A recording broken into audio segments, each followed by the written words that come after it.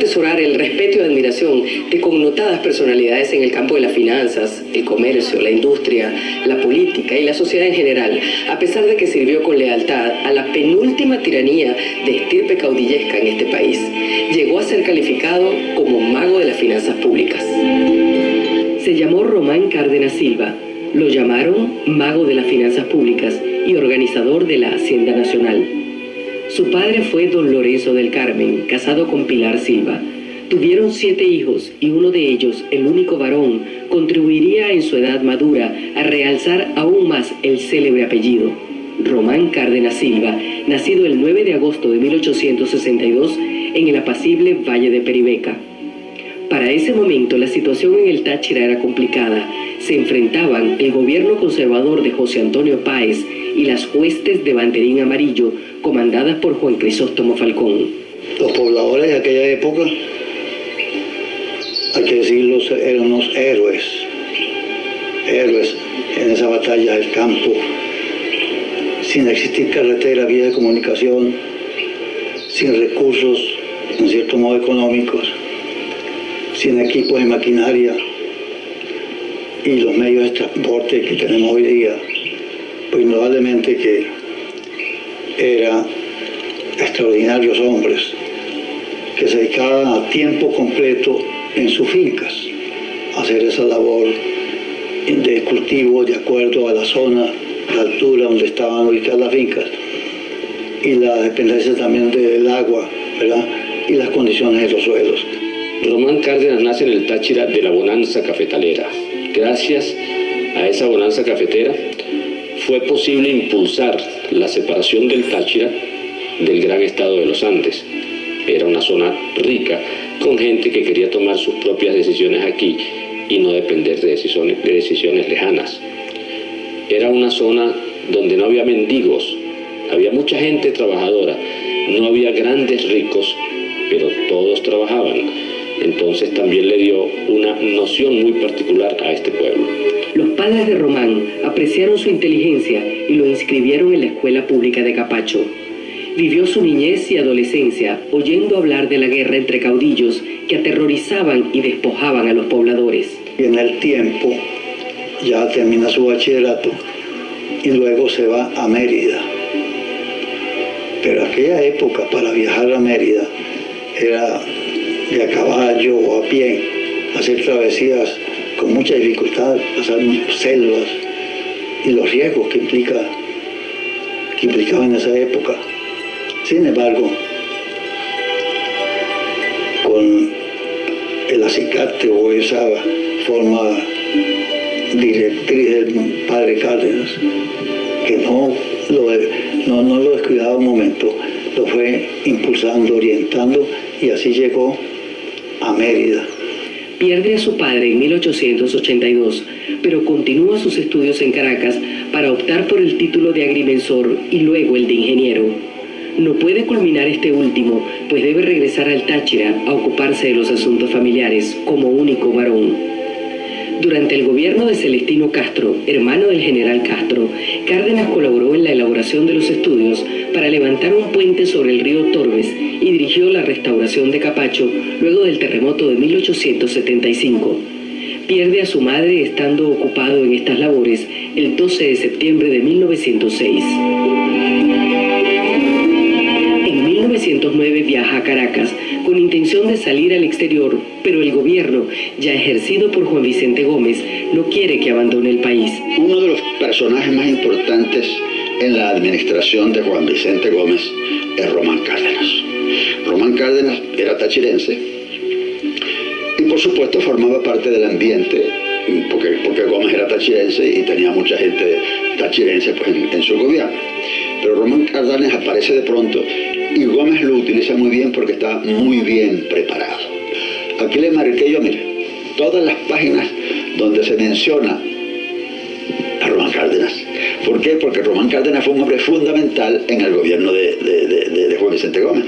Él se ocupó de varios ministerios, principalmente el de Obras Públicas, pero el más importante fue el de la Hacienda, porque el gran organizador de la Hacienda Pública en Venezuela se llama Román Cárdenas en la época de Juan Vicente Gómez. La verdad es que sí, él se sintió identificado Los dos eran andinos, los dos eran tachirenses, los dos eran agricultores, los dos eran personas muy sobrias, porque Gómez era un hombre sumamente sobrio, muy diferente a Cipriano Castro. De manera que él se sintió identificado y Gómez le tuvo mucha confianza, le dio mucho poder en función de la efectividad de lo que él lograba, y él nunca se arrepintió de eso. Siempre reconoció que él le había servido a Gómez, él estaba consciente que Gómez era un dictador, pero él veía como positivista, porque era una persona que seguía el movimiento positivista que estaba muy en moda en la época, ¿no? Venía de fines del siglo XIX, y que el positivismo era lo práctico, lo pragmático. No me importa cómo gobierna, lo que me importa es el resultado. A fines de año ya estaría de vuelta y escribe a Gómez exponiéndole sus ideas de obras para el Táchira. A Gómez le pareció muy bien esta iniciativa y le dijo que en cuanto regresase al país de ese viaje, esa diligencia personal, no olvidase pasar nuevamente por el Palacio Miraflores y sostener conversación al respecto. En efecto, un año después, hacia el año 1909, Román Cárdenas, de retorno, le envía una carta explicándole a Juan Vicente Gómez los resultados de su viaje, aparte de la diligencia que había realizado, diligencia personal, y pocas semanas después aparece su designación como ministro de Obras Públicas, acompañado con la promulgación de un decreto ordenándose la construcción de la carretera central del Táchira. Esa es la manera como Román Cárdenas llega a ocupar la cartera importante de obras públicas que había sido creada hacia 1874. Este lo autoriza de inmediato para comenzar las obras de la carretera La Huracá y San Cristóbal, y poco después lo nombra ministro de Obras Públicas. Todo el Ministerio de Obras Públicas, desde por supuesto de la Fundación de la República, que no funcionó, pues la Primera República, se ocupa de lo que se tiene que ocupar, como lo dice la palabra, de las obras públicas. ¿Cuáles obras públicas? En primer lugar, todo lo que tiene que ver con la educación. La construcción de las escuelas, la construcción de los liceos, la construcción de los tecnológicos, la construcción de los institutos técnicos y la construcción de las universidades. La estructura física para la educación. Y en segundo lugar, la construcción de la estructura física para la salud, los hospitales. Porque las dos cosas fundamentales de la república, que lo que significa esa palabra es la cosa pública, una palabra latina, es eso, la salud y la educación. El Ministerio de Obras Públicas captó los manejos que ven allí, el desperdicio de dinero que no se utilizaba como debía ser. Se proponía Román Cárdenas como ministro de Obras Públicas dar un impulso decisivo a la edificación de la carretera central del Táchira, precisamente para facilitar el intercambio de mercancía, no solamente de personas, sino el intercambio de los principales frutos, que por falta de vías de comunicación expeditas, muchos de ellos se perdían debido a las circunstancias, a las características topográficas y naturales de la localidad. Y no solamente fue la carretera central del Táchira, un año después, hacia el 24 de junio de 1910, el gobierno de entonces emite el célebre decreto de construcción de carreteras centrales en todos los estados de la República.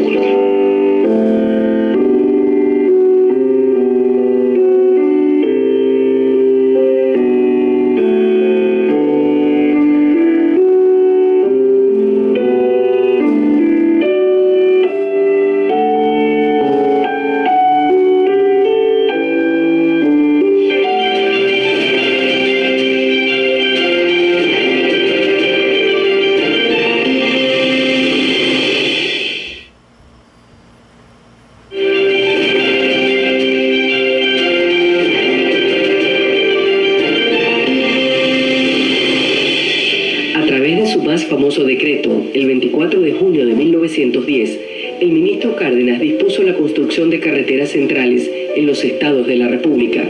Cárdenas tuvo el acierto de prever los cambios en la modalidad de usos del transporte.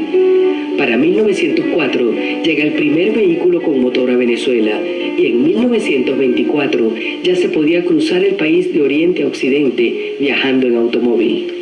Le aporta Román Cárdenas al gobierno de Gómez la claridad en la obtención de los recursos.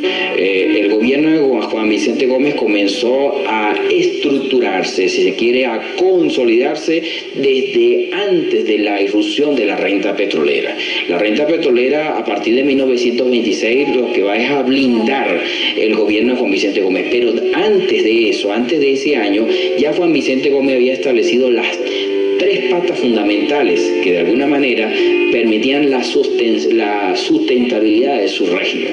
Esas patas sobre las cuales se va a sostener esa mesa de gobierno van a ser en primera instancia la edificación de las carreteras para permitir la integración del territorio nacional, o por lo menos de aquellas regiones estratégicas, para controlar cualquier vicio de alzamiento, de insurrección contra su autoridad. La segunda pata va a ser la estructuración y la consolidación de un aparato armado, es decir, del Ejército Nacional, que le garantizase su sobrevivencia en el poder. Y la tercera pata se va a referir a la obtención de fuentes fiscales propias que fuesen más allá de las tradicionales rentas aduanales o consulares, que fuesen estables para precisamente garantizar la sustentabilidad económica de su régimen. En 1912, Gómez solicita la renuncia de todo el gabinete ejecutivo y sustituye a Cárdenas en el ministerio. Pero lejos de caer en desgracia, ahora era el encargado de supervisar en forma directa el ambicioso proyecto de Gómez, que era la carretera central del Táchira. También contaba con más tiempo para nutrirse con lecturas sobre economía, finanzas y administración. Para 1913 ya lo encontramos como ministro de Hacienda y Crédito Público. La hacienda pública de antes del petróleo era muy sencilla. Sus ingresos más importantes, según algunos, provienen de la actividad aduanera. Eran los impuestos que se recolectaban en las aduanas los que producían una importante parte del Tesoro Nacional. Habían otras actividades que completaban lo que financiaba la actividad pública nacional. Sin embargo, en los estados había competencias para ciertos impuestos que permitían financiar la actividad de cada uno de esos estados.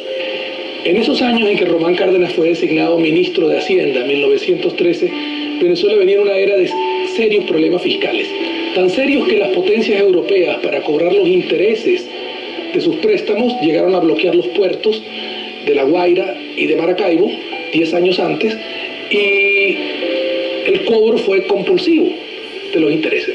Cuando se le designa a Román Cárdenas, se trata de que inicie una reforma fiscal para que el país pueda sostener su situación de ingresos gubernamentales a pesar de la inminente guerra en Europa.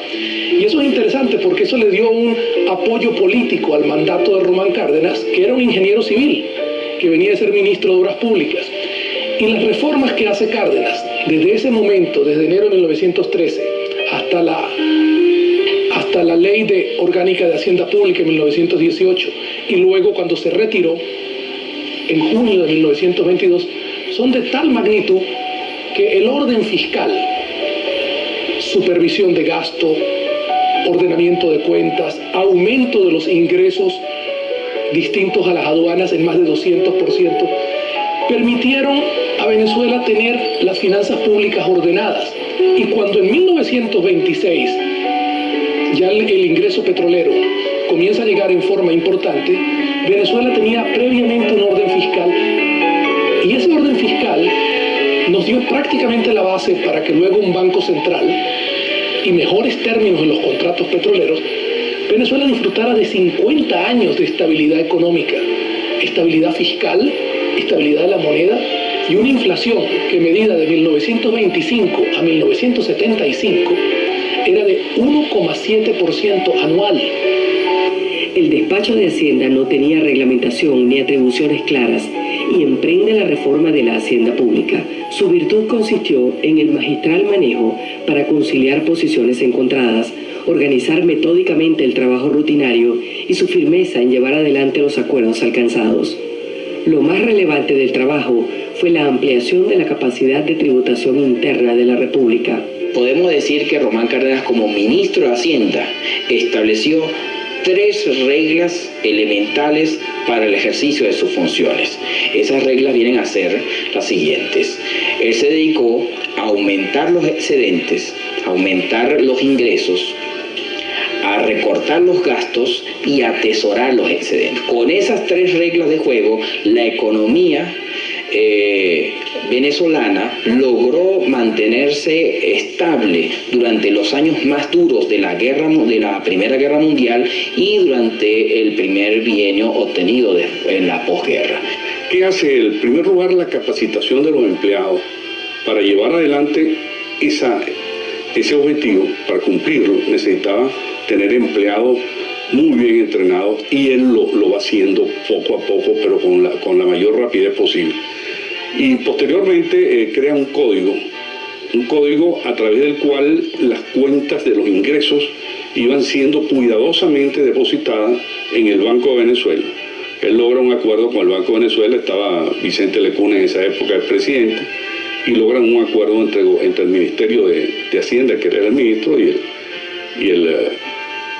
el banco, que da muy buen resultado y que funcionó a las mil maravillas hasta la época del primer gobierno de Carlos Andrés Pérez, o sea que dio muy buen resultado a pesar de los cambios de los diferentes gobiernos.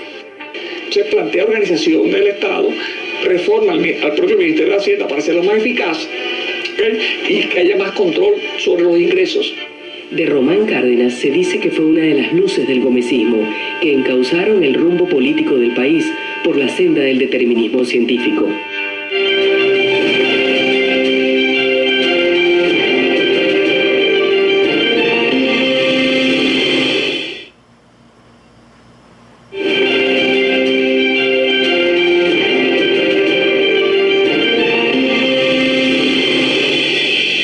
Estaba convencido de que era necesario ofrecer al nuevo estado de cosas, iniciado con el ascenso de Gómez al poder, una base de sustentación no solo teórica, sino práctica para la reorganización del país, sobre la base de la paz pública y el trabajo regenerador.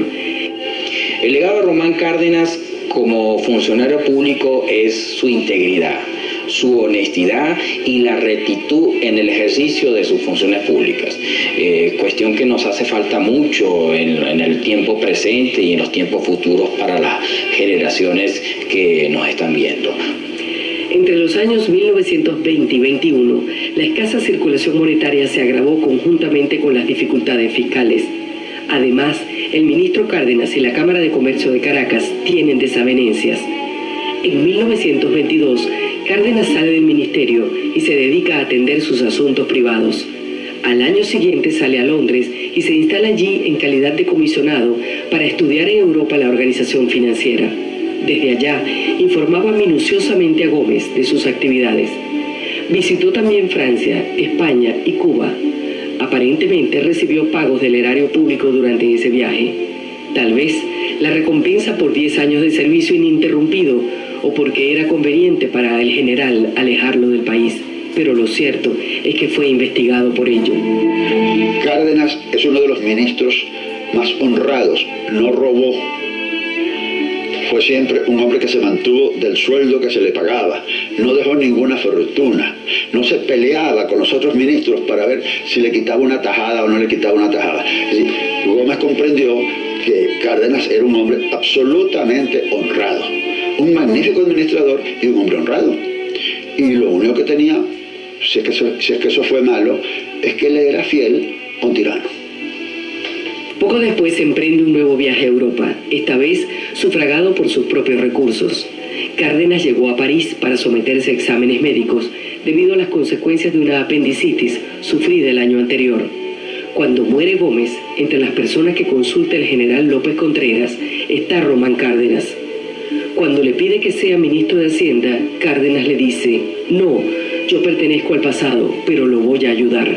Entonces le recomendó al doctor Gustavo Herrera como un hombre de nociones profundas y modernas acerca de las finanzas nacionales. Hay una anécdota que cuentan varios de los ministros de Hacienda, no sé si los últimos, pero los anteriores, ¿sí? Reconociendo la tarea interna del Ministerio de Hacienda, la tradición fiscalista que impuso Cárdenas en un país que no tenía ni siquiera una tradición de orden fiscal, ni siquiera tenemos cifras durante algunos años en el siglo XIX debido a los serios conflictos políticos.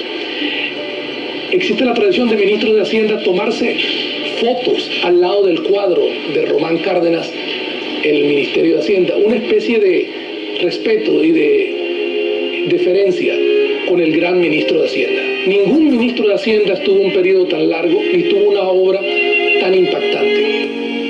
Cárdenas siguió aconsejando, asesorando y acompañando a aquellos que así se lo solicitaban. Cuando llega al poder la junta que sucedió a Medina, el doctor Román Cárdenas aparece en la lista de quienes debían hacer una declaración jurada de bienes para justificar el origen de los mismos. Sectores representativos del país protestaron la lista y en el caso del doctor Cárdenas la consideraron un abominable atropello. Finalmente fue absuelto. Cuando uno veía al doctor Román,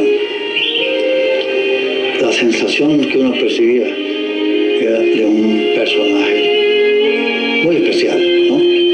Lo veía uno con un rostro, una figura, ese perfil de él como muy serio, ¿sí? Muy severo en su cosa, pero a la vez, después de usted tratarlo, mire, era una dama. Román le inspiraba mucha fe en las personas que están a su alrededor, ¿sí? Y a su vez, mucha seguridad. Bolívar dijo una vez, en el año 28, que talento sin probidad es un azote. Se le atribuía a Laureano Vallenilla Lanz haber dicho, pero probidad sin talento es una desgracia.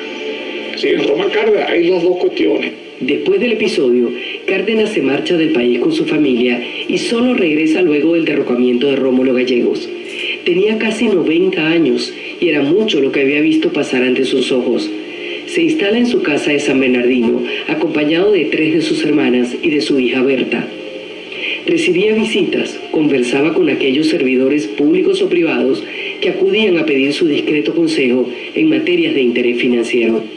Sabía perfectamente que el ritmo de los tiempos modernos se aceleraba inexorablemente.